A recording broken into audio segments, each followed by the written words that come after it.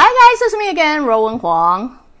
Before I begin, let me first introduce myself. My name is Ruowen Huang. I'm an author, spirit coach, and also a psychic. Today I want to talk about what to expect with your first child. As you will see, this back-to-back episode is all about pregnancy and giving birth. Because, first, congratulations to many of you who come to me and share your good news with me. I believe you'll be a wonderful mom. I truly do. But I also want you to get prepared for it. Like what to expect. So, usually you expect the worst, then everything else will only go better from there, right? So, no, I'm not going to tell you what's the best, but I'm going to tell you what to expect with your first child. Then again, my kids are pretty old, so I have some memory, or I share some with you from my kids who are still raising young kids. Hoping that will help you once your child is delivered. Many of you believing delivering child is the finale. That is what to expect, and oh yeah, voila, and then everything's gonna go well from that point forward. The reality is, I think delivery is really the easiest part. Anything after that is kind of where the test begins. Where the test begin? Now you are married, you will be put into the task. Everything you know about yourself will be put into the task.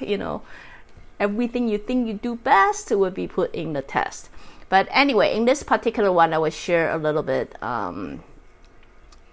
personal idea of what to expect with your first child. People always have a perception, or people have an expectation of motherhood. Like, not just you expect what it should be as a mother.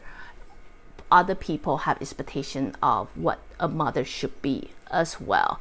Most of people, women in the household, they have expectation to, it's actually called instinct, or it's your nature. Your nature, you like to prepare the nest. You like to prepare your nest for your child to deliver. I'm not saying everybody's like that, but I would say majority people have a tendency of that. So before your child is delivered, you have a tendency to make sure this is the best place, the safest place for your child to come to, no matter it's physical or emotional or mental. You want to make sure this is good place for them. So due to that, you will start building expectation for yourself while you are pregnant. Like you would try to get more knowledge yourself to get ready for it. You will go to classes, you will study, you will attend lesson. Anything you do is really, you have a nature try to create a safe nest for your children. So, due to that expectation, once the child is born, you will do everything you can to achieve that. At the meanwhile, also try to do good or be a better version in every other area. That is, if you not only just to be a good mom, you also want to be a good wife, you want to be a good in-law, you want to be a good daughter, and the most important of all, you want to be a better version of yourself, because you want to be able to be that better version of yourself, so you can teach your kids that, or show the best part of you to them. So understand, once the kids were born, it's not like kids that you're looking after that tire you out. Most of the time, what really tire you out is your self-expectation. You have expectation of how it should be. Unfortunately, as I say, kids don't come with manual. You really don't know. Like really, journey just begin when the baby is in your hand. You just start learning how to be a mom. So, level 1 test begin. Now you are on your own. You will figure yourself out. A lot of time, the woman would take on the kids' well-being as their own. Do they eat well? Do they sleep well? I have a friend who's still stressed after so many years. Like the kids is constantly waking up at night, and then she's not sure what's going on, what's making her waking up at night. I say, before kids turn 5, understand this: their emotion, their cell, their being is still very somewhat connected with the mom. It was slowly detached, but from my observation, it takes roughly about 5 years of time. So that's why parents, like as parent yourself, you'll notice that your eating habits tend to change, or your behavior. You used to wear turtleneck, all of a sudden you don't like turtleneck, or you used to like that, but all of a sudden you don't like that. There's a reason for it, because you are somehow, somewhere spiritually still connected with your kids. The reason you have that is because that sense will help you raise a better kids. So you know what they need and you know what they want. So same goes for the kids. Whatever going through you, there's gonna sense them too. While you have all the expectation, all the stress, all the weight upon your shoulder, your kids most likely will feel that too. So most of you is, I did everything, and why are you still crying? Oh God, I wish I know this better, you know. So instead of sitting there crying with the kids, I think if someone told me this earlier, I would just say, I get it, because I'm too stressed, that's why you're crying, right? Do you want to go for a cup of coffee? I think it's about my time. It's me time. I need to have a cup of coffee now. No, I am not joking. I know it look like I'm joking, but I'm really not. In a psychic level of studying, your cell is very connected with your kids. So if your kids is feeling tense, stress, or like my friends waking up at night regularly, it's very likely, as a mother, like my friend is a working mom, right? So in the daytime, she's probably accumulated a lot of stress through work. So when she's at home sleeping, all those stress will release, and then your kids will feel that. So even when I tell you you need to be not so stressed, she will say, what? Not stressed about her sleeping? Not stressed about her eating? Like what it is, like I'm not. I tell myself not to think about it, but she's still waking up at night. It's very simple. It's very, because you're very stressed in life. So understand, if you do understand this, after you're born, you have about 5 years of time, really roughly about 5 years of time. You are still very connected with your kids. Take care of your emotion like you would. Like take care. Anything you do to yourself, you feel relaxed, most likely your kids will feel relaxed. Of course, natural need, eat, hungry, poopy diaper, but other than that, when you are calm, they are calm. So that's one thing. Do expect that your emotion take a big part of your kids' well-being. So do take time to take care of yourself, because then you will feel you can be a better mom. Then most of expectation will come from your other half. You know, people expect children sleep. They sleep all day. What do? One sentence I hate the most, and you know, my husband knows this through and through. Have you ever had a husband coming back home and say, what do you do whole day? Like, what do you do whole day? Because by saying that, they already expect, they have a perception or expectation your kids basically just sleep whole day. If they're sleeping whole day, you got plenty of time to do things. Why isn't laundry done? Why isn't house clean? Why isn't food cooked? Right? Because in their mind, they're thinking kids, wonderful baby, the angels come from the heaven. All they do is sleeping whole day. Is it true? It is true. Especially for the first 2 months, the kids do sleep whole day. But mind you, this body have gone through a lot. I mean, you take a new job, you stress, and stress tire you out. You know, you're short of sleep at night, then you feel tired at work. Imagine this body deal with that every single day. Yeah, the kids sleep too, that would be great, but they don't. Their stomach is so little, they're hungry all the time. Every 2 hours they get up, they need to get fed. Every 2 hours they're crying. And if they're not crying, or not even somewhere around 2 hours they're crying, you simply don't know what they do, what they are crying about. But in the first month or 2 months, you physically experience the hormone changing. So all the hormone that was built up to be a mom now had to be withdrawn. Then you were working on all the expectation that you have on yourself. And meanwhile, your body is recovering. You guys all know when you are sick, when you don't have enough sleep, you need extra time to recover, right? When you're really ill. Now, this body, you want them to get back onto work, like chop, chop, hurry up. Go back to work right away. How is it possible? Because she still had to wake up every night, probably every 2 hours. My guess is first month or so, you probably wake up every 2 hours just for feeding. And each feeding take about 45 minutes to 1 hour. And then you go back and sleep 2 more hours. And then they need to get up again, another 2 hours. So 1 day is okay. We all know if we do 1 day like that, we are okay. But imagine every single day is like that. Every single day is like that. So it's only it's natural if my mind is not really in my body. I don't really know where I am because I'm like kind of living in twilight zone. So when kids are sleeping, oh my God, I'm so tired. I am so tired because I never really give the time and day for my body to recover from it. This process usually take about 3 months of time. Yes, many of you stay in this place for 1 month, have people take care of it, and you're thinking, hey, you already rest 1 month. Why aren't you getting better? Well, same goes for why teenager rebel for so many years, because the hormone, the whole adjustment usually takes longer than that. So you see how your teenager kids, or how you as a teenager feeling so rebellious, feeling so impulse. That's basically what the mom is going through.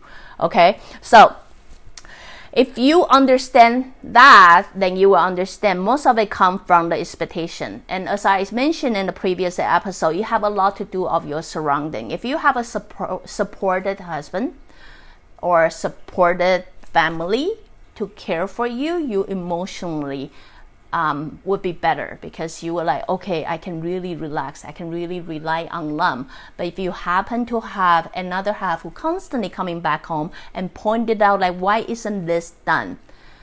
I get it. I mean, you're tired, you're stressed, you at work, you work whole day, so you are tired. But understand, this person, even though it doesn't go out and work, it is tired too, because it's simply try to figure out this toys or this human being. I don't know what he wants. I try everything. I'm so frustrated. So imagine you couldn't figure out something. That's the emotionally, that's where they are right now. A lot of women, because they're thinking, it's entitlement, really, if I really think about it. Like, believing if you're making money, you earn like entitlement. So if I'm making money, I ought to relax at home, and you should take care of it. And most of women who used to work before they get married, now they used to use the money as their own validation. Now they don't work, they're coming back home, they will automatically, due to all the expectation of them, how they should be, how they should behave, and also their own expectation of themselves, how I should be good, how I should do good, how I should be a good mom, how I should be a better version of myself. Due to all that expectation, they tend to put themselves into a very lower position. So you are really no longer running a marriage, you're simply serving other people. You're serving your kids, you're serving your husband, you got to a point, every complaint, every negative coming from them, throw back at you like you are not good enough. So many of you were complaining, well, my wife's simply not interested in me anymore. Now, what's wrong with them? It's very simple. It's you simply don't feel good of yourself. If you go to work and your boss constantly pointed out how bad you are, imagine that. That's what the woman is going through, with or without your input. With your input, just make it worse. But without your input, she's already feel terrible of herself. She's not being a great mom like she hoped she would be. Now, add on your comment, she lost all interest altogether. So anyway, what I'm saying is, the reality is, and I'm pretty sure a lot of people prepare you guys, and a lot of people prepare you what to expect once you have the baby. But what I am trying to say is, after you deliver that first child of yours, I mean afterward you will have better experience, but after that first child, I want you to know there's a lot of things going on. There's a lot of things going on. There is your body trying to become a teenager. You got all the hormone going on and try to balance yourself, so you may be emotionally unstable. It's like you just got a new job that no one teach you. Don't you hate it? You go start a job and people say, what do I do? And people say, figure it out yourself. That's basically what it's like when you are being a mom. So not only physically you're experiencing that, you're emotionally dealing with this baby that doesn't come with a manual, and all you have to do is try to figure it out yourself. And then your colic. You have to work that emotional, do I like my colic or not? I mean, come on, be realistic. How many of you quit the job because you hate the colic? This is the time. With you physically try to work with yourself, emotionally try to adapting a new job. Now you are evaluating your colic. And the whole time coming back, am I good enough? Am I good enough? Am I good enough? Am I good enough? Am I good enough? Then you start questioning yourself, like, what the heck, what am I doing? So what I'm saying is, I say this over and over again. Understand on the spiritual level, your spirit or your cell, your well-being tied very closely to your baby. That is about 5 years. Sometimes longer, sometimes shorter. I don't know, depending on you, but average about 5 years. So if you understand your well-being got tied in very closely to this baby, I get it. You have a nature to take care of your baby. I do get it. But you will understand, you will take care of yourself first.